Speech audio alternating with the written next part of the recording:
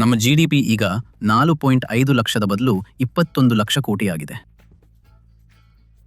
ಮಹಿಳೆಯರು ಅವರು ಏನನ್ನು ಪಡೆದರೋ ಅದು ಅವರನ್ನು ಆರ್ಥಿಕವಾಗಿ ಸಬಲೀಕರಣಗೊಳಿಸಿದ್ದು ಮಾತ್ರವಲ್ಲ, ಕುಟುಂಬದೊಳಗಿನ ಡೈನಾಮಿಕ್ಸ್ ಅನ್ನು ಬದಲಾಯಿಸಿತು. ತೃಣಮೂಲ ಕಾಂಗ್ರೆಸ್ ನಗರ ಪ್ರದೇಶದ ಸೀಟುಗಳನ್ನು ಗೆಲ್ಲುತ್ತಿರಲಿಲ್ಲ. ಬಿಜೆಪಿಗೆ ನಗರ ಪ್ರದೇಶದ ಸೀಟುಗಳನ್ನು ಗೆಲ್ಲಲು ಸಾಧ್ಯವಾಗುತ್ತಿಲ್ಲ. ಮತ್ತು ನೀವು ಎಲ್ಲಾ ಮಾನದಂಡಗಳನ್ನು ತೆಗೆದುಕೊಂಡರೆ ಮಮತಾ ಬ್ಯಾನರ್ಜಿ ಅತ್ಯುತ್ತಮವಾಗಿ ಕಾರ್ಯನಿರ್ವಹಿಸಿದ್ದಾರೆ. ಆದರೆ ಮಾಡಲು ಇನ್ನೂ ಹೆಚ್ಚಿನದಿದೆ ಮತ್ತು ಅದಕ್ಕಾಗಿಯೇ ನಾವು ಚುನಾವಣೆಯನ್ನು ಬಯಸುತ್ತಿದ್ದೇವೆ. ಸರಿ, ನಮ್ಮೊಂದಿಗೆ ಸೇರಿದ್ದಕ್ಕಾಗಿ ನಿಮಗೆ ತುಂಬಾ ಧನ್ಯವಾದಗಳು. 10 ವರ್ಷಗಳ ಕಾಲ ಹಣಕಾಸು ಸಚಿವರು, ಸರ್ಕಾರದಲ್ಲಿ ಅನೇಕ ಇತರ ಖಾತೆಗಳ ಸಚಿವರು ಮತ್ತು ಈಗ ಕ್ಯಾಬಿನೆಟ್ ದರ್ಜೆಯೊಂದಿಗೆ ಸರ್ಕಾರಕ್ಕೆ ಪ್ರಧಾನ ಮುಖ್ಯ ಸಲಹೆಗಾರರು. ಮುಖ್ಯಮಂತ್ರಿಗೆ ಪ್ರಧಾನ ಮುಖ್ಯ ಸಲಹೆಗಾರರು. ಸರಿ, ಹೌದು.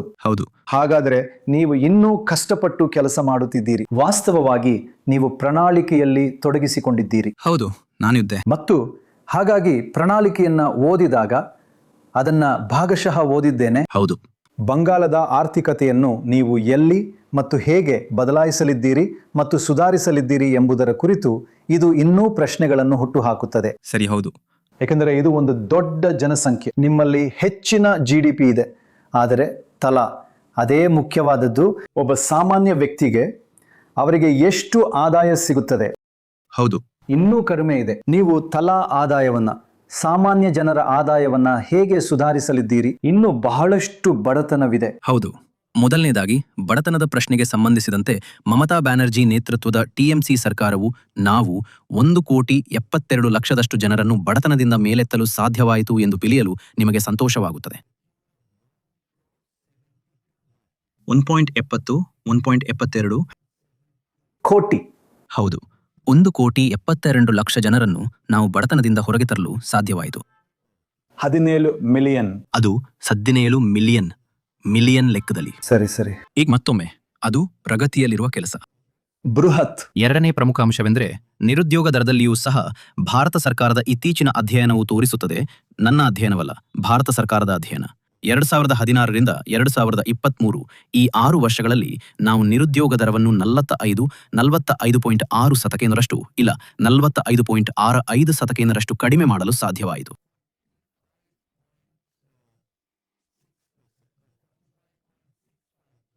ನಾವು ನಿರುದ್ಯೋಗ ದರವನ್ನು ಕಡಿಮೆ ಮಾಡಲು ಸಾಧ್ಯವಾಯಿತು ಅಂದರೆ ಏನೋ ನಡೆಯುತ್ತಿದೆ, ಅದು ಗಮನಿಸಬೇಕಾದ ವಿಷಯ.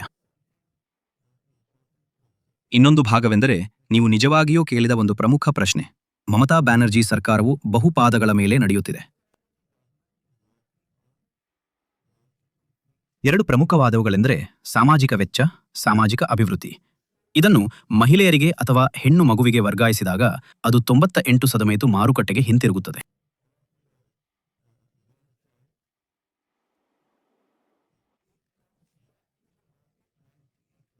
ಅದನ್ನು ಬಡಜನರ ಮಾರ್ಜಿನಲ್ ಪ್ರಾಪೆನ್ಸಿಟಿ ಟು ಕನ್ಸ್ಯೂಮ್ ಎಂದು ಕರೀತಾರೆ. ಇದು ಅವರನ್ನು ಸಬಲೀಕರಣಗೊಳಿಸುತ್ತದೆ. ಮತ್ತು ಆಸಕ್ತಿದಾಯಕ ಸಂಗತಿಯೆಂದರೆ ಅಮರ್ತ್ಯ ಸೇನ್ ಅಧ್ಯಕ್ಷತೆಯ ಸಂಸ್ಥೆಯಾದ ಪ್ರತೀಚಿ ಹೇಳುವಂತೆ ಮಹಿಳೆಯರು ಅವರು ಪಡೆದದ್ದು ಕೇವಲ ಆರ್ಥಿಕವಾಗಿ ಸಬಲೀಕರಣಗೊಳಿಸಿದ್ದಲ್ಲೇ ಕುಟುಂಬದೊಳಗಿನ ಮಹಿಳಾ ಸಬಲೀಕರಣದ ಡೈನಾಮಿಕ್ಸ್ ಅನ್ನು ಬದಲಾಯಿಸಿತು.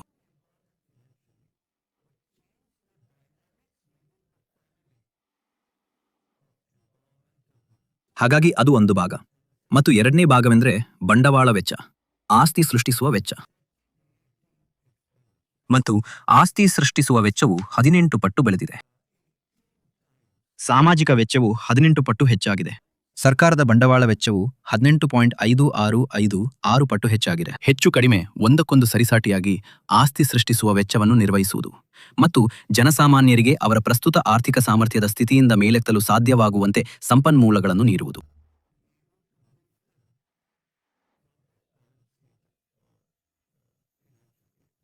ಆದರೆ ಕೇಂದ್ರದಿಂದ ನಿಮಗೆ ಬರಬೇಕಾದ ಬಾಕಿಗಳು ಸಮಯಕ್ಕೆ ಸರಿಯಾಗಿ ಸಿಗುತ್ತವೆಯೇ? ಯಾಕೆಂದರೆ ಎಲ್ಲ ಸಮಯದಲ್ಲೂ ಪ್ರತಿ ಸಂಸತ್ತಿನ ಅಧಿವೇಶನದಲ್ಲೂ ಟಿಎಂಸಿ ಸಂಸದರು ಪ್ರತಿಭಟನೆ ನಡೆಸ್ತಾರೆ. ಕೇಂದ್ರ ಸಹಕರಿಸುತ್ತಿಲ್ಲ ಅಥವಾ ವಾಸ್ತವವಾಗಿ ಪಶ್ಚಿಮ ಬಂಗಾಳವನ್ನು ಪ್ರತ್ಯೇಕವಾಗಿ ಗುರಿಯಾಗಿಸುತ್ತಿದೆ ಎಂದು ದೂರುತ್ತಾರೆ. ಹೌದು, ನಮ್ಮ ಅಧಿಕೃತ ಅಂದಾಜುಗಳ ಪ್ರಕಾರ ಕೇಂದ್ರವು ಸರಿಸುಮಾರು 2 ಲಕ್ಷ ಕೋಟಿಗಳನ್ನು ಕೇಂದ್ರವು ನಮಗೆ ನೀಡಿಲ್ಲ.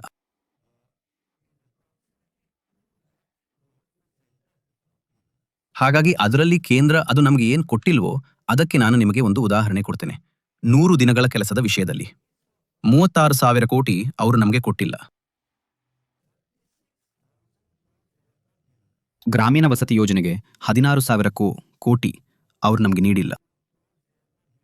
ಅದೇ ರೀತಿ ಗ್ರಾಮೀಣ ರಸ್ತೆಗಳು, ಕುಡಿಯುವ ನೀರಿಗೂ ಕೂಡ. ಆದರೆ ಅದರ ಹೊರತಾಗಿಯೂ ರಾಜ್ಯಕ್ಕೆ ನ್ಯಾಯಸಮ್ಮತವಾದ ಸಂಪನ್ಮೂಲಗಳನ್ನು ನಿರಾಕರಿಸಿದರೂ ನಾವು ನಮ್ಮ ಹಣಕಾಸನ್ನು ನಿರ್ವಹಿಸಲು ಸಾಧ್ಯವಾಗಿದೆ. ಅಲ್ಲಿ ನಮಗೆ ಸಾಧ್ಯವಾಗಿದೆ.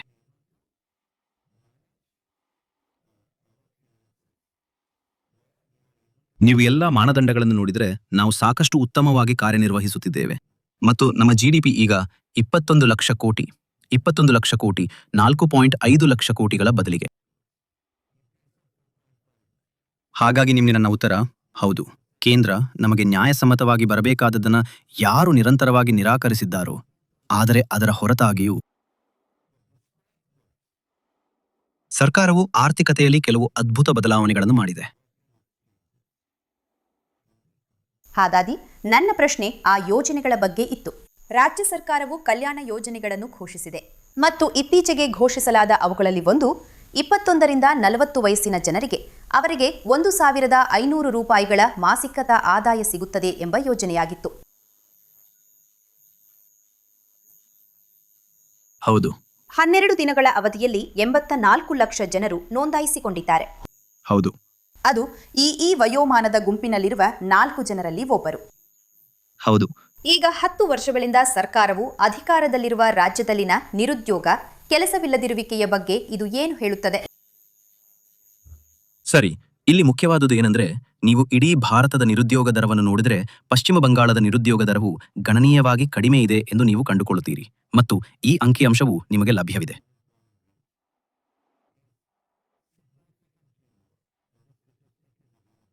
ಹೌದು, ನಾವು ಇನ್ನೂ ಹೆಚ್ಚಿನದನ್ನು ಮಾಡಬೇಕಾಗಿದೆ ಮತ್ತು ಈ ಯುವಕರು ಅರ್ಜಿ ಸಲ್ಲಿಸಿದ್ದಾರೆ. ಅವರಲ್ಲಿ ಅನೇಕರು ಅಧ್ಯಯನ ಮಾಡುತ್ತಿದ್ದಾರೆ, ಅವರು ಪರೀಕ್ಷೆಗಳನ್ನು ತೆಗೆದುಕೊಳ್ಳುತ್ತಿದ್ದಾರೆ ಇತ್ಯಾದಿ. ಮತ್ತು ಅವರು ನೋಂದಾಯಿಸಿಕೊಂಡಿದ್ದಾರೆ. ಅದನ್ನೇ ನೀವು ಹೇಳಿದ್ದು, ನೋಂದಾಯಿಸಿಕೊಂಡವರಲ್ಲಿಂದ ಹೊರಬರುತ್ತಾರೆ. ಪಡೆಯುತ್ತಿರುವವರು, ಹಣವನ್ನು ಪಡೆಯುತ್ತಿರುವವರು, ಅದಕ್ಕೆ ಅರ್ಹತೆ ಪಡೆಯುತ್ತಿರುವವರು. ಉದಾಹರಣೆಗೆ ಅರ್ಹತೆ ಏನಂದ್ರೆ, ನೀವು 10ನೇ ತರಗತಿಯನ್ನು ಪಾಸ್ ಮಾಡಿರಬೇಕು, ಅದು ಮಾಧ್ಯಮಿಕ್. ಈಗ ನೋಂದಾಯಿಸಿಕೊಂಡಿರುವ 86 ಅಥವಾ ಎಷ್ಟೇ ಸಂಖ್ಯೆಯ ಜನರಲ್ಲಿ 84 ಲಕ್ಷ. ಕೆಲವರು 84 ಲಕ್ಷ, ಅವರಲ್ಲಿ ಕೆಲವರು ಪಾಸ್ ಆಗದೇ ಇರಬಹುದು, ಆದರೆ ಅವರು ಅರ್ಜಿ ಹಾಕಿದ್ದಾರೆ. ಮತ್ತು ನಂತರ ಎರಡನೇದಾಗಿ ನೀವು 2ನೇ ಷರತ್ತನ್ನು ನೋಡಬೇಕಾಗುತ್ತೆ. ಅದಂದ್ರೆ ನೀವು ಸದ್ಯಕ್ಕೆ ಲಾಭದಾಯಕವಾಗಿ ಉದ್ಯೋಗದಲ್ಲಿ ಇರಬಾರದು. ಹಾಗಾಗಿ ಅವರು ಅರೆಕಾಲಿಕ ಕೆಲಸ ಮಾಡುತ್ತಿರಬಹುದು, ಅವರು ಅನೌಪಚಾರಿಕ ವಲಯದಲ್ಲಿ ಕೆಲಸ ಮಾಡ್ತಿರಬಹುದು, ಆದರೆ ಅರ್ಜಿ ಸಲ್ಲಿಸುವುದು ತಮ್ಮ ಹಕ್ಕು ಎಂದು ಅವರು ಭಾವಿಸಿದರು. ಹಾಗಾಗಿ ನಾನು ಹೇಳುವುದೇನೆಂದರೆ, ಆ ಸಂಖ್ಯೆ, ನೋಂದಣಿ ತುಲನಾತ್ಮಕವಾಗಿ ದೊಡ್ಡದಾಗಿದ್ದರೂ ನೀವು ಉದ್ಯೋಗದ ಒಟ್ಟಾರೆ ದೃಶ್ಯವನ್ನು ನೋಡಿದರೆ ನಾನು ಅದಕ್ಕೆ ಅನೇಕ ಉದಾಹರಣೆಗಳನ್ನು ನೀಡಬಲ್ಲೆ. ಅಲ್ಲಿ ನಾವು ಉದ್ಯೋಗವನ್ನು ಉತ್ತೇಜಿಸಿದ್ದೇವೆ. ಮತ್ತು ಭಾರತ ಸರ್ಕಾರವು ಹೇಳುತ್ತದೆ, ನಾವು ಕಳೆದ 6 ವರ್ಷಗಳಲ್ಲಿ ನಿರುದ್ಯೋಗ ದರವನ್ನು 45.65% ಕಡಿಮೆ ಮಾಡಿದ್ದೇವೆ. ಹಾಗಾಗಿ ಸ್ಪಷ್ಟವಾಗಿ ನಾವು ನಿರುದ್ಯೋಗ ದರವನ್ನು ಕಡಿಮೆ ಮಾಡಿದ್ದೇವೆ. ಆದರೆ ಒಂದು 10 ರಿಂದ 12 ಕೋಟಿ ಅಂದರೆ ನೀವು 110 ಮಿಲಿಯನ್ ಜನರ ಬಗ್ಗೆ ಮಾತನಾಡುತ್ತಿದ್ದೀರಿ. ಅವರಲ್ಲಿ ಅನೇಕರು ಯುವಕರು. ಯಾಕೆಂದರೆ ಇದು ಆ ವಯೋಮಾನದ ಗುಂಪು. ಅಲ್ಲಿ ಜನಸಂಖ್ಯಾ ಪಿರಮಿಡ್ ಲೈಫ್ ಟೇಬಲ್ ನಿಮಗೆ ದೊಡ್ಡ ಸಾಂದ್ರತೆ ಇದೆ ಎಂದು ಹೇಳುತ್ತದೆ. ನಾವು ಮಾಡಬೇಕಾಗುತ್ತದೆ. ಇದು ಪ್ರಗತಿಯಲ್ಲಿರುವ ಕೆಲಸ. ಹಾಗಾಗಿ ಈ ಚುನಾವಣೆಯಲ್ಲಿ ಇದು ಬಹಳ ಕೆಟ್ಟದಾದ ಚುನಾವಣೆ. ಹೌದು. ನೀವು ಕೇಂದ್ರದ ವಿರುದ್ಧ ಹೋರಾಡುತ್ತಿದ್ದೀರಿ. ಅವರು ನೀವು ಹೇಳಿದ ಹಾಗೆ ನಿಮಗೆ ಹಣ ನೀಡುತ್ತಿಲ್ಲ ಎಂದು ಹೇಳುತ್ತಿದ್ದೀರಿ. ಅವರು ಬಂಗಾಳದ ವಿರುದ್ಧ ತಾರತಮ್ಯ ಮಾಡುತ್ತಿದ್ದಾರೆ, ಅವರು ಪ್ರಯತ್ನಿಸುತ್ತಿದ್ದಾರೆ. ಹೌದು. ಕೇಂದ್ರದಿಂದ ಬಂಗಾಳವನ್ನ ವಶಪಡಿಸಿಕೊಳ್ಳಲು. ಹೌದು. ಹಾಗಾಗಿ ಕೇಂದ್ರ ವಿರೋಧಿ ಮತ್ತು ಅವರದ್ದು ಮುಸ್ಲಿಂ ವಿರೋಧಿ. ಹೌದು. ಗಾಸ್ಪೆಟಿಯಾ ಎಂಬ ಸೋಗಿನಲ್ಲಿ ಸರಿ, ಇಷ್ಟೊಂದು ನಕಾರಾತ್ಮಕತೆಯೊಂದಿಗೆ ಈ ಚುನಾವಣಾ ಪ್ರಚಾರವು ತೆರೆದುಕೊಳ್ಳುವುದನ್ನು ಒಬ್ಬರು ಹೇಗೆ ನೋಡುತ್ತಾರೆ? ಸರಿ, ಹಿಂಸಾಚಾರ ನಡೆಯುತ್ತದೆ ಎಂದು ನೀವು ನಿರೀಕ್ಷಿಸುತ್ತೀರಾ? ನೀವು ಅದೆಲ್ಲವನ್ನು ಹೇಗೆ ನಿಯಂತ್ರಿಸುತ್ತೀರಿ? ಸರಿ, ನನಗೆ ಅನ್ಸೋದೇನೆಂದರೆ, ಇದರ ಹಿಂದೆ ಚುನಾವಣಾ ಪ್ರಕ್ರಿಯೆ ಎಂಬುದು ಜನರು ಮಾತನಾಡದ ಒಂದು ವಿಷಯ. ಅದುವೇ ಸಾಮಾನ್ಯ ಜನರೊಂದಿಗೆ ಮಮತಾ ಬ್ಯಾನರ್ಜಿಯವರಿಗಿರುವ ಸಂಪರ್ಕ.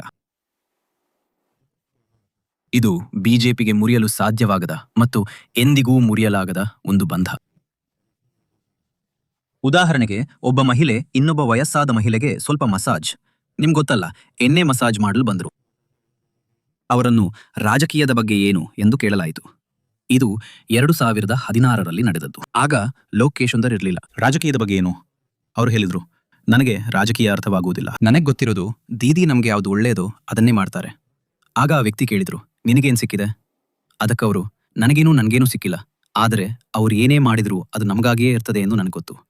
ಆದ್ದರಿಂದ ಹೋರಾಟದಿಂದ 34 ವರ್ಷಗಳ ಹೋರಾಟದಿಂದ ಬಂದ ಒಂದು ಆಳವಾಗಿ ಬೇರೂರಿರುವ ಬಂಧವಿದೆ. ಒಬ್ಬ ಹೋರಾಟಗಾರ್ತಿ, ಬಡವರಿಗಾಗಿ ಹೋರಾಡುವವರು ಇತ್ಯಾದಿ.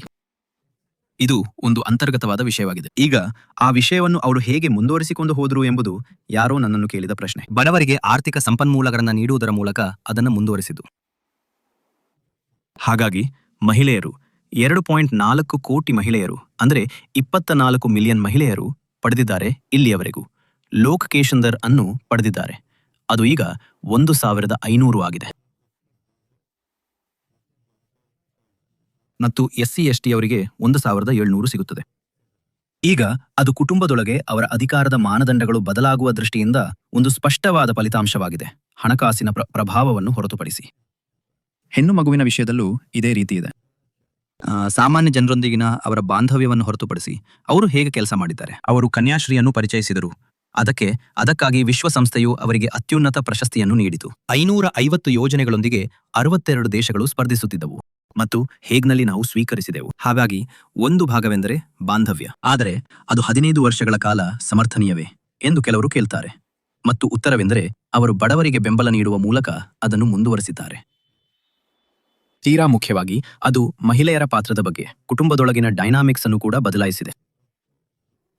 ಸರಿ, ಇತ್ತೀಚೆಗೆ ಮಾಡಿದ ಒಂದು ಅಧ್ಯಯನದ ಪ್ರಕಾರ ಲೋಕ್ ಕಿಬ್ಬಾ ಭಂಡಾರ್ ಅಥವಾ ಕನ್ಯಾಶ್ರೀಯಂತಹ ಯೋಜನೆಗಳು ಕಳೆದ 15 ವರ್ಷಗಳ ಆಡಳಿತ ವಿರೋಧಿ ಅಲೆಯನ್ನು ಎದುರಿಸಲು ನಿಮಗೆ ಎಷ್ಟು ಸಹಾಯ ಮಾಡುತ್ತಿವೆ? ಮತ್ತು ಒಬ್ಬ ಅರ್ಥಶಾಸ್ತ್ರಜ್ಞರಾಗಿ ಈ ರೀತಿಯ ಯೋಜನೆಗಳು ಅಂತಿಮವಾಗಿ ಸಮರ್ಥನೀಯವೆಂದು ನೀವು ಭಾವಿಸುತ್ತೀರಾ? ಹೌದು, ನನಗನ್ಸುತ್ತೆ ಅದೊಂದು ನ್ಯಾಯಯುತ ಪ್ರಶ್ನೆ. ಮೊದಲನೇದಾಗಿ ಅದು ಸಮರ್ಥನೀಯವಾಗಿದೆ. ಏಕೆಂದರೆ ಸರ್ಕಾರದ ಈ ವರ್ಷದ ನಮ್ಮ ಒಟ್ಟು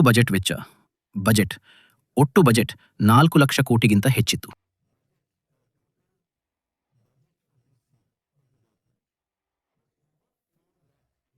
ಅದರಲ್ಲಿ 10% ಲೋಕ್ ಕಿಬ್ಬಾ ಭಂಡಾರ್ಗೆ ಹೋಗುತ್ತದೆ ಮತ್ತು ಇನ್ನೊಂದಿಷ್ಟು ಪ್ರತಿಶತ. ಹಾಗಾಗಿ ನೀವು ಸಾಮಾಜಿಕ ಅಭಿವೃದ್ಧಿಗೆ ಹೋಗುವ ಒಟ್ಟು ಜೆಟ್ನ 15% ಬಗ್ಗೆ ಮಾತನಾಡ್ತಿದ್ದೀರಿ.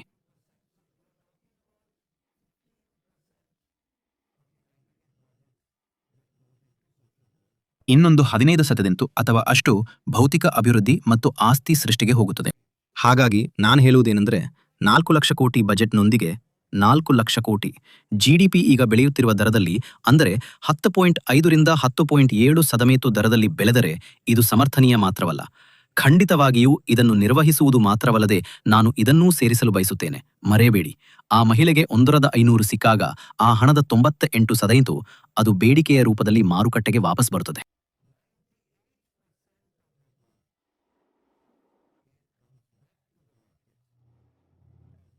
ಅದನ್ನು ಸೀಮಾಂತ ಬಳಕೆಯ ಪ್ರವೃತ್ತಿ ಎಂದು ಕರೀತಾರೆ. ಹಾಗಾದಾಗ GDPಗೆ ಕೀನ್ಸಿಯನ್ ಗುಣಕ ಸಿಗುತ್ತದೆ. ಹಾಗಾಗಿ ಇದು ಬೇಡಿಕೆಯನ್ನು ಉತ್ತೇಜಿಸುವ ಒಂದು ರಚನೆಯೂ ಹೌದು ಎಂಬುದನ್ನು ಜನರು ಮರೆಯುತ್ತಾರೆ. ಹಾಗಾಗಿ ಸಮರ್ಥನೀಯತೆಯು ಅದು ಬೇಡಿಕೆಯ ರೂಪದಲ್ಲಿ ಮಾರುಕಟ್ಟೆಗೆ ಮರಳಿ ಬರುವುದರಿಂದ ಬರುತ್ತದೆ. ಇತ್ತೀಚೆಗೆ ಒಬ್ಬ ಮಹಿಳೆ ಒಂದು ಹಳ್ಳಿಯಲ್ಲಿ ಈ ಹಣದಿಂದ ಒಂದು ಮಿಕ್ಸಿಯನ್ನ ಖರೀದಿಸಿದರು. ತಕ್ಷಣವೇ ಇದು ಇಡೀ ಹಳ್ಳಿಯ ಮೇಲೆ ಗ್ರಾಹಕ ಅಭಿವೃದ್ಧಿ ಪರಿಣಾಮವನ್ನು ಬೀರಿತು. ಅಲ್ಲಿ ಇತರ ಮಹಿಳೆಯರು ಕೂಡ ಒಂದು ಮಿಕ್ಸಿಯನ್ನು ಖರೀದಿಸಲು ಬಯಸಿದರು. ಆದರೆ ಮಾರುಕಟ್ಟೆಯಲ್ಲಿ 2 ವ್ಯತ್ಯಾಸಗಳಿವೆ. ಉದಾಹರಣೆಗೆ ಒಂದು ಬಾರಿಯ ಪಾವತಿ ನಿಮಗೆ ಗೊತ್ತಲ್ಲ, ಬಿಹಾರ ಮಾಡಿದ ಹಾಗೆ ಸರಿ, ಅಥವಾ ಇದು ನಿಮಗೆ ಗೊತ್ತಲ್ಲ ಮಾಸಿಕ ಪಾವತಿ, ನಿಮ್ಗೆ ಗೊತ್ತಲ್ಲ ರಾಜ್ಯಗಳ ಹಾಗೆ ಪಶ್ಚಿಮ ಬಂಗಾಳ, ಜಾರ್ಖಂಡ್. ಕೊಟ್ಟಿರುವ ಪರಿಸ್ಥಿತಿಯಲ್ಲಿ ಯಾವುದು ಹೆಚ್ಚು ನಿಮಗೆ ಗೊತ್ತಾ? ಪ್ರಾಯೋಗಿಕ ಮತ್ತು ನಿಮಗೆ ಗೊತ್ತಾ ಕಾರ್ಯಸಾಧ್ಯವಾದುದು? ನೋಡಿ, ಒಂದು ಮಾಸಿಕ ಪಾವತಿ, ಇದು ನೇರ ಲಾಭ ವರ್ಗಾವಣೆ. ಇದು ಬಹಳ ಮುಖ್ಯ. ಇದನ್ನು ಡಿಜಿಟಲ್ ಆಗಿ ಅವರ ಬ್ಯಾಂಕ್ ಖಾತೆಗೆ ವರ್ಗಾಯಿಸಲಾಗುತ್ತದೆ. ಈ ಮಾದರಿ ಇದೇನ್ ಮಾಡುತ್ತದೆ ಅಂದರೆ ಇದು ಅವರಿಗೆ ಭವಿಷ್ಯಕ್ಕಾಗಿ ಯೋಜನೆ ಮಾಡಲು ಸಹಾಯ ಮಾಡುತ್ತದೆ. ಉದಾಹರಣೆಗೆ ವಿದ್ಯಾರ್ಥಿ, ಅವರ ಮಕ್ಕಳ ಶಿಕ್ಷಣ. ಅದಕ್ಕಾಗಿ ಅವರು ಸ್ವಲ್ಪ ಹಣವನ್ನ ತೆಗೆದಿಡಲು ಬಯಸುತ್ತಾರೆ. ಬೇರೆ ಯಾವುದಕ್ಕೂ ಅವರು ಸ್ವಲ್ಪ ಹಣವನ್ನ ಇಡಲು ಬಯಸುತ್ತಾರೆ. ಇದು ತಮ್ಮ ಭವಿಷ್ಯವನ್ನು ಯೋಜಿಸಲು ಅವರಿಗೆ ಸಹಾಯ ಮಾಡುತ್ತದೆ. ಯಾಕೆಂದರೆ ಪ್ರತಿ ತಿಂಗಳು ತಮಗೆ ಇದು ಸಿಗುತ್ತದೆ ಎಂದು ಅವರು ನಿಶ್ಚಿತವಾಗಿರುತ್ತಾರೆ. ಹಾಗಾಗಿ ನಾನು ಹೇಳುವುದೇನೆಂದರೆ, ಒಂದು ಬಾರಿಯ ಪಾವತಿ ಸರಿಯಿದೆ, ಆದರೆ ಒಂದು ಬಾರಿಯ ಪಾವತಿ ಮಾರುಕಟ್ಟೆಗೆ ಬೇಡಿಕೆಯನ್ನು ಮರಳಿ ತರದೇ ಇರಬಹುದು. ಯಾಕೆಂದರೆ ಅದರಲ್ಲಿ ಸ್ವಲ್ಪ ಉಳಿತಾಯವಾಗ್ತದೆ. ಆದರೆ ಮಾಸಿಕ ಪ್ರಕ್ರಿಯೆಯು ಭವಿಷ್ಯಕ್ಕಾಗಿ ಒಂದು ಯೋಜನೆಯನ್ನು ಸೃಷ್ಟಿಸುತ್ತದೆ. ಹಾಗಾಗಿ ಕ್ಷೇತ್ರ ಮಟ್ಟದಲ್ಲಿ ಮಹಿಳೆಯರೊಂದಿಗೆ ಮಾತನಾಡಿದಾಗ ಹೌದು, ನಮಗೆ ಕಂಡುಬರುವುದೇನೆಂದರೆ ಬಡ ವರ್ಗಗಳಲ್ಲಿ ಹೌದು. ಯೋಜನೆಗಳ ಬಗ್ಗೆ ಬಹಳ ಉತ್ಸಾಹವಿದೆ ಹೌದು. ಮತ್ತು ಅವರು ಮಮತಾ ಬ್ಯಾನರ್ಜಿ ಅವರು ಮಾಡಿದ್ದಕ್ಕೆ ಬಹಳ ಕೃತಜ್ಞರಾಗಿದ್ದಾರೆ. ಆದರೆ ನೀವು ಮಧ್ಯಮ ವರ್ಗದಲ್ಲಿ ಸ್ವಲ್ಪ ವಿದ್ಯಾವಂತರಾದ ಯುವತಿಯರೊಂದಿಗೆ ಅಥವಾ ಮಹಿಳೆಯರೊಂದಿಗೆ ಮಾತನಾಡಲು ಪ್ರಾರಂಭಿಸಿದ ತಕ್ಷಣ ಹೌದು. ಅವರು ಅತೃಪ್ತರಾಗಿದ್ದಾರೆ. ಕೆಲಸಗಳಿಲ್ಲ ಎಂದು ಅವರು ಹೇಳುತ್ತಾರೆ. ಭದ್ರತೆ ಇಲ್ಲ. ಅವರಿಗೆ ಬದಲಾವಣೆ ಬೇಕು. ಮತ್ತು ಇದೇ ರೀತಿಯ ವಿಷಯವನ್ನು ಗ್ರಾಮೀಣ ಪ್ರದೇಶಗಳು ಮತ್ತು ಪಟ್ಟಣಗಳ ನಡುವೆಯೂ ಕಾಣಬಹುದು. ಹಾಗಾದರೆ ಈ ಎಲ್ಲ ಸ್ಪರ್ಧಾತ್ಮಕ ಕಲ್ಯಾಣವಾದ ನಿಮಗೆ ಗೊತ್ತಿದೆ. ಈಗ ಪ್ರತಿಯೊಂದು ಪಕ್ಷವೂ ಇದನ್ನು ಮಾಡುತ್ತಿದೆ. ಇದು ಕೇವಲ ವರ್ಗ ವಿಭಜನೆಯನ್ನು ಮಾತ್ರವಲ್ಲದೆ ನಗರ ಗ್ರಾಮೀಣ ವಿಭಜನೆಯನ್ನು ಸೃಷ್ಟಿಸಿದೆ ಎಂದು ನೀವು ಭಾವಿಸುತ್ತೀರಾ? ಅಲ್ಲಿ ಆಕಾಂಕ್ಷೆಗಳು ತುಂಬಾ ಭಿನ್ನವಾಗಿವೆ ಮತ್ತು ನಿಮಗೆ ಗೊತ್ತಿದೆ ಅವರು ಇದರ ಆಚೆಗೆ ಹೋಗಲು ಬಯಸುತ್ತಾರೆ ಮತ್ತು ಅದು ಇಲ್ಲಿ ನಡೆಯುತ್ತಿದೆ. ನಾವು ಮಹಿಳೆಯರೊಂದಿಗೆ ಮಾತನಾಡುವಾಗ ಅದನ್ನು ನಾವು ವಾಸ್ತವದಲ್ಲಿ ನೋಡಿದ್ದೇವೆ. ಅದೊಂದು ನ್ಯಾಯಯುತ ಪ್ರಶ್ನೆ ಎಂದು ನಾನು ಭಾವಿಸುತ್ತೇನೆ. ಮೊದಲಿಗೆ ನಾನು ಹೇಳಬಯಸುವುದೇನೆಂದರೆ, ಒಂದು ವೇಳೆ ನಗರದ ಮಹಿಳೆಯರು ಅಥವಾ ಸ್ವಲ್ಪ ಹೆಚ್ಚು ವಿದ್ಯಾವಂತ ಮಹಿಳೆಯರು ತಾವು ಪಡೆಯುತ್ತಿರುವ ಸಾಮಾಜಿಕ ಅಭಿವೃದ್ಧಿಯ ಹಣದ ಹೊರತಾಗಿಯೂ ಭ್ರಮನಿರಸನಗೊಂಡಿದ್ದರೆ ತೃಣಮೂಲ ಕಾಂಗ್ರೆಸ್ ನಗರದ ಸೀಟುಗಳನ್ನು ಗೆಲ್ಲುತ್ತಿರಲಿಲ್ಲ.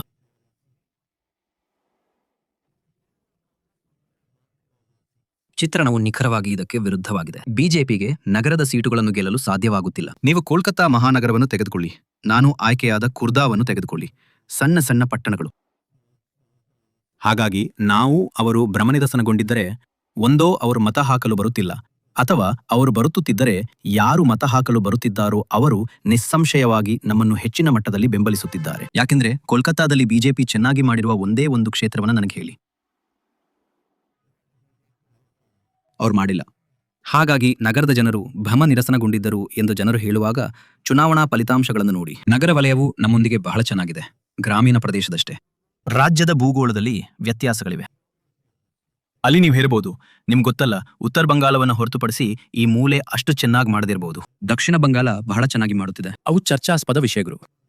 ಆದರೆ ನಗರ ಪ್ರದೇಶದ ವಿಷಯಕ್ಕೆ ಬಂದರೆ ನನ್ನ ವಾದವೇನೆಂದರೆ, ನಗರದ ಜನರು ಭ್ರಮನಿರಸನಗೊಂಡಿದ್ದರೆ ಅವರು ಸತತವಾಗಿ ಯಾಕೆ ಆಯ್ಕೆ ಮಾಡುತ್ತಿದ್ದರು? ಅವರು ಕನ್ಯಾಶ್ರೀಯ ಪ್ರಯೋಜನವನ್ನ ಯಾಕೆ ಪಡೆದುಕೊಳ್ಳುತ್ತಿದ್ದರು? ಅದು ಒಂದು ಮಾನವ ಬಂಡವಾಳ ನಿರ್ಮಾಣ ಯೋಜನೆ. ಅವರು ವಿದ್ಯಾರ್ಥಿ ಕ್ರೆಡಿಟ್ ಕಾರ್ಡ್ ಯಾಕೆ ತೆಗೆದುಕೊಳ್ಳುತ್ತಿದ್ದರು? ಈ ವರ್ಷ ಬ್ಯಾಂಕುಗಳು ತಮ್ಮ ಮಾನವ ಬಂಡವಾಳವನ್ನು ಸುಧಾರಿಸಿಕೊಳ್ಳಲು 1 ಲಕ್ಷ ವಿದ್ಯಾರ್ಥಿಗಳಿಗೆ ಸ್ಟೂಡೆಂಟ್ ಕ್ರೆಡಿಟ್ ಕಾರ್ಡ್ನೊಂದಿಗೆ ಸಾಲ ನೀಡಿವೆ ಎಂದು ನಿಮ್ಗೆ ಗೊತ್ತೇ? ಹಾಗಾಗಿ ನಿಸ್ಸಂಶಯವಾಗಿ ಯಾರು ಇದನ್ನು ಮಾಡಿದ್ದಾರೋ ಆ ಜನರು ಮತ್ತು ಅವರು ಮತ್ತು ಅವರ ಕುಟುಂಬಗಳು ತಮ್ಮದೇ ಭವಿಷ್ಯದ ಅಭಿವೃದ್ಧಿ ಮತ್ತು ಆಕಾಂಕ್ಷೆಗಳೊಂದಿಗೆ ಬಹಳ ಸಂತೋಷವಾಗಿದ್ದರು. ಆಕಾಂಕ್ಷೆಗಳು ಪ್ರತಿದಿನ ಈಡೇರುತ್ತವೆ ಎಂದು ನಾನು ಹೇಳುವುದಿಲ್ಲ. ಆಕಾಂಕ್ಷೆಗಳನ್ನು ಹೊಂದಿರುವುದು ಒಳ್ಳೆಯದು. ನೀವು ಹಾಗೆ ಹೇಳುವಾಗ ಫಲಿತಾಂಶಗಳನ್ನು ನೋಡಿ.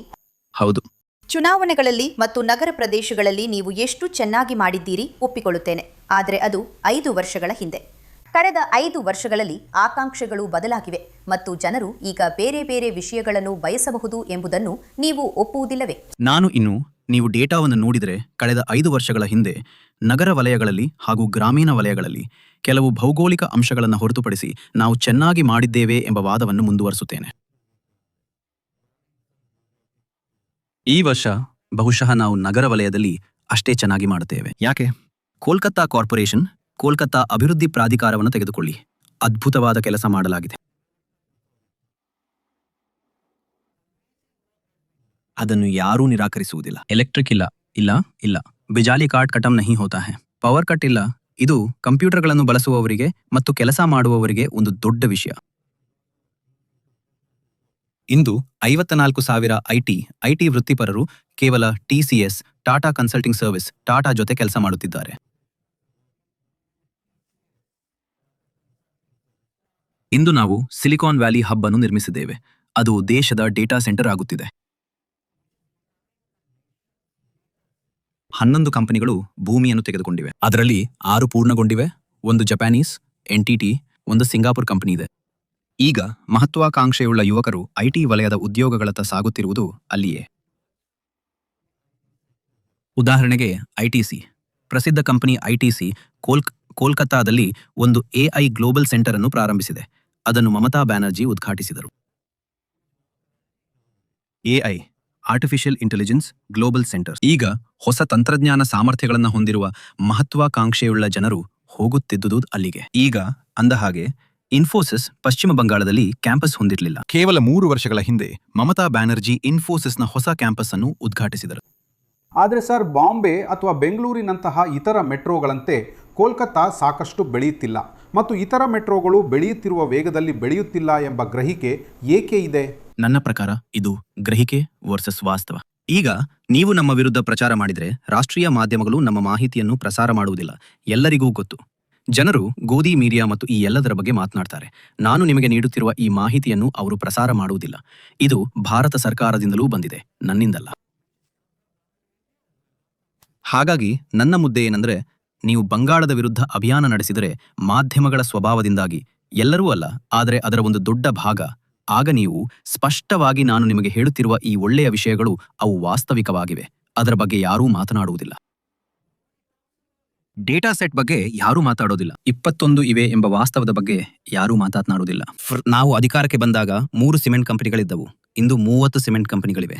ಭಾರತದ ಉಕ್ಕಿನ ರಫ್ತಿನ 14% ಬಂಗಾಳದಿಂದ ಬರುತ್ತದೆ ಎಂದು ಯಾರೂ ಹೇಳುವುದಿಲ್ಲ. ಅದನ್ನು ಯಾರೂ ಹೇಳೋದಿಲ್ಲ. ಏಷ್ಯಾದಲ್ಲೇ ಅಲ್ಲದಿದ್ದರೂ ಭಾರತದಲ್ಲಿನ ಅತಿದೊಡ್ಡ ಗೋದಾಮನ್ನು ಪಶ್ಚಿಮ ಬಂಗಾಳದಲ್ಲಿ ಫ್ಲಿಪ್ಕಾರ್ಟ್ ನಿರ್ಮಿಸಿದೆ. ಅಲ್ಲಿ ಗೋದಾಮಿನೊಳಗೆ 9 ಕಿಲೋಮೀಟರ್ ಬೆಲ್ಟ್ ಸುತ್ತುತ್ತದೆ. 9 ಕಿಲೋಮೀಟರ್ ಎಂದು ಯಾರೂ ಹೇಳುವುದಿಲ್ಲದಿಲ್ಲ. ಇದು ನಡೆದಿದ್ದು ಕೇವಲ ಕಳೆದ 5 ವರ್ಷಗಳಲ್ಲಿ. ಈಗ ಅದನ್ನು ಯಾರೂ ಹೇಳೋದಿಲ್ಲ. ನಾವು ಹೇರುತ್ತೇವೆ, ಆದರೆ ರಾಷ್ಟ್ರೀಯ ಮಾಧ್ಯಮ ಅದನ್ನು ಪ್ರಸಾರ ಮಾಡುವುದಿಲ್ಲ. ಹಾಗಾಗಿ ನನ್ನ ಅಂಶವೇನೆಂದರೆ, ಮಾಧ್ಯಮ ನಿಮಗೆ ಏನು ಹೇಳುತ್ತದೋ ಅದರಿಂದ ಗ್ರಹಿಕೆ ಮೂಡುತ್ತದೆ. ನಾನು ರಾಷ್ಟ್ರೀಯ ಮಾಧ್ಯಮದ ಬಗ್ಗೆ ಮಾತನಾಡುತ್ತಿದ್ದೇನೆ ಮತ್ತು ಹಾಗಾದಾಗ ನಾನು ನಿಮಗೆ ನೀಡುತ್ತಿರುವ ಈ ಸತ್ಯಗಳು ರಾಷ್ಟ್ರೀಯ ಮಾಧ್ಯಮದಲ್ಲಿ ಜಡ್ ಪೊಸಿಷನ್ಡ್ ಆಗದಿದ್ದರೆ ಗ್ರಹಿಕೆ ಮೂಡುತ್ತದೆ. ವಾಸ್ತವವು ಸಂಪೂರ್ಣವಾಗಿ ಸುಂದರ ಮತ್ತು ಗುಲಾಬಿಮಯವಾಗಿದೆ ಎಂದು ನಾನು ಹೇಳುತ್ತಿಲ್ಲ. ಅದು ವಿಷಯವಲ್ಲ. ಇದು ಪ್ರಗತಿಯಲ್ಲಿರುವ ಕೆಲಸ ಮತ್ತು ನಾವು ಮತ್ತು ನೀವು ಎಲ್ಲಾ ಮಾನದಂಡಗಳನ್ನು ತೆಗೆದುಕೊಂಡರೆ ಮಮತಾ ಬ್ಯಾನರ್ಜಿ ಅವರು ಅತ್ಯಂತ ಉತ್ತಮವಾಗಿ ಮಾಡಿದ್ದಾರೆ. ಆದರೆ ಇನ್ನೂ ಮಾಡಬೇಕಾದದ್ದು ಬಹಳಷ್ಟಿದೆ ಮತ್ತು ಅದಕ್ಕಾಗಿಯೇ ನಾವು ಚುನಾವಣೆಯಲ್ಲಿ ಸ್ಪರ್ಧಿಸುತ್ತಿದ್ದೇವೆ. ನೀವು ಹಣಕಾಸು ಸಚಿವರಾಗಿ ಮತ್ತು ಇತರ ವಿವಿಧ ಸಚಿವ ಹುದ್ದೆಗಳಲ್ಲಿದ್ದಾಗ ನೀವು ಸಾಧಿಸಿದ ಮತ್ತು ಅದರಿಂದ ಸಂತೋಷಗೊಂಡ 3 ವಿಷಯಗಳನ್ನು ಮತ್ತು ಈಗ ನಿಜವಾಗಿಯೂ ಆಗಬೇಕೆಂದು ನೀವು ಬಯಸುವ 2 ಅಥವಾ 3 ವಿಷಯಗಳನ್ನು ನಮಗೆ ತಿಳಿಸಿ. ಸರಿ, ಮೊದಲನೇದಾಗಿ ಜನರಿಗೆ ತಿಳಿಯದ ವಿಷಯವೇನೆಂದರೆ, ಪಶ್ಚಿಮ ಬಂಗಾಳದಲ್ಲಿ ನಡೆದ ಆಡಳಿತದ ಡಿಜಿಟಲ್ ಕ್ರಾಂತಿ.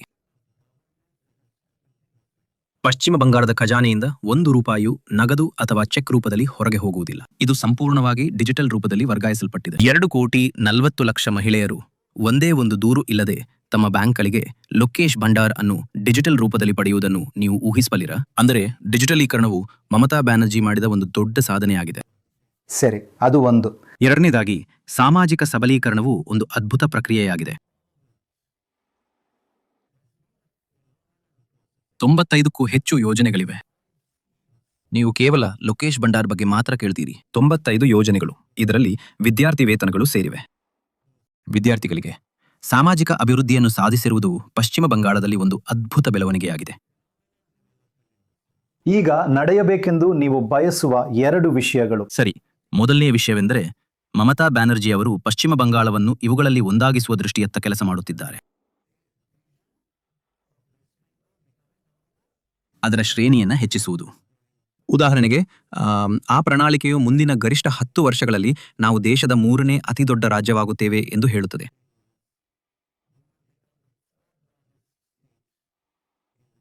ನಾವು 10.50% ನಾಮಮಾತ್ರದ ಬೆಳವಣಿಗೆಯಲ್ಲಿ ಬೆಳೆಯುತ್ತಿದ್ದೇವೆ. ಅದು ಒಂದು ಅದ್ಭುತ ಬೆಳವಣಿಗೆಯ ಸಂಖ್ಯೆ. ಹಾಗಾಗಿ ನಾವು ಏನನ್ನು ನೋಡುತ್ತಿದ್ದೇವೆ ಎಂದರೆ, ನಾವು ಏನು ಮಾಡಲು ಸಾಧ್ಯವಾಗಿದೆಯೋ ಅದಕ್ಕಿಂತಲೂ ಹೆಚ್ಚು ಸ್ಥಿತಿಸ್ಥಾಪಕತ್ವವನ್ನು ಹೊಂದಿರುವ ಒಂದು ಬಂಗಾಳ. ಮತ್ತು ಅದನ್ನು ಸಾಧಿಸಬಲ್ಲ ಒಂದು ವಿಷಯ. ಸರಿ, ಮೊದಲ ವಿಷಯವೆಂದರೆ ಬಂಡವಾಳ ವೆಚ್ಚ. ಅದರ ಬಗ್ಗೆ ನಾನು ಮಾತಾಡಿದ್ದೇನೆ. ಸರ್ಕಾರವು ಆಸ್ತಿ ಸೃಷ್ಟಿಸುವ ವೆಚ್ಚದ ಮೇಲೆ ಖರ್ಚು ಮಾಡುತ್ತಿದೆ. ಇದು ಪುಟಿದೇಳಲಿದೆ. ಮೂಲ ಸೌಕರ್ಯ, ಹೌದಾ? ಭೌತಿಕ ಮೂಲಸೌಕರ್ಯ. ನೀವು ಇಲ್ಲಿಗೆ ಬಂದಾಗ ಮಹಾನಲಿ ಫ್ಲೈಓವರ್ ಮೂಲಕ ಬಂದಿರಿ. ಅದು ಮೊದಲಿತ್ತೆ? ಇಲ್ಲ. ಹಾಗಾದ್ರೆ ನೀವೇನ್ ಹೇಳ್ತಿದ್ದೀರಿ ಅಂದ್ರೆ, ಈಗ ಮಹಾನಲಿ ಫ್ಲೈಓವರ್ನಿಂದ ಏನಾಗುತ್ತದೆ? ಸಮಯ ಕಡಿಮೆ ಆಗುತ್ತದೆ, ವ್ಯಾಪಾರಗಳು ಹುಟ್ಟಿಕೊಳ್ಳುತ್ತವೆ. ನಾನು ನನ್ನ ಹಿಂದಿನ ಕ್ಷೇತ್ರದ ಒಂದು ಉದಾಹರಣೆ ನೀಡಿದೆ. ಖೋರ್ಧಾ ನಗರದಿಂದ 4 ಪಂಚಾಯಿತಿಗಳ ಹಳ್ಳಿಗಳ ಮೂಲಕ ಹಾದು ಹೋಗುವ ಆಸ್ಫಾಲ್ಟ್ ಮ್ಯಾಟ್ರಿಕ್ಸ್ನ ಒಂದು ರಸ್ತೆಯು 5 ಮಾರುಕಟ್ಟೆಗಳನ್ನು ಸೃಷ್ಟಿಸಿತು.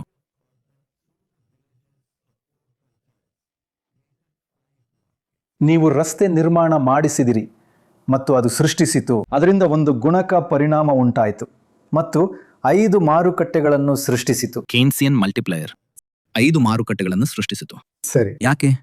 ಯಾಕೆಂದ್ರೆ ಅವರು ಛೋಟಾ ಹಾತಿ ಎಂದು ಕರೆಯುವ ಸರಕು ಸಾಗಿಸುವ ಸಣ್ಣ ವ್ಯಾನ್ ಈಗ ಮಾರುಕಟ್ಟೆಯನ್ನು ತಲುಪಬಹುದಿತ್ತು. ರಸ್ತೆ ಸಾಕಷ್ಟು ಚೆನ್ನಾಗಿಲ್ಲದಿದ್ದಾಗ ಅದಕ್ಕೆ ಅದು ಸಾಧ್ಯವಾಗುತ್ತಿರಲಿಲ್ಲ. ತುಂಬ ಧನ್ಯವಾದಗಳು. ಅದು ಬಹಳ ಬಹಳ ಆಸಕ್ತಿದಾಯಕವಾಗಿತ್ತು. ಧನ್ಯವಾದಗಳು, ತುಂಬ ಧನ್ಯವಾದಗಳು.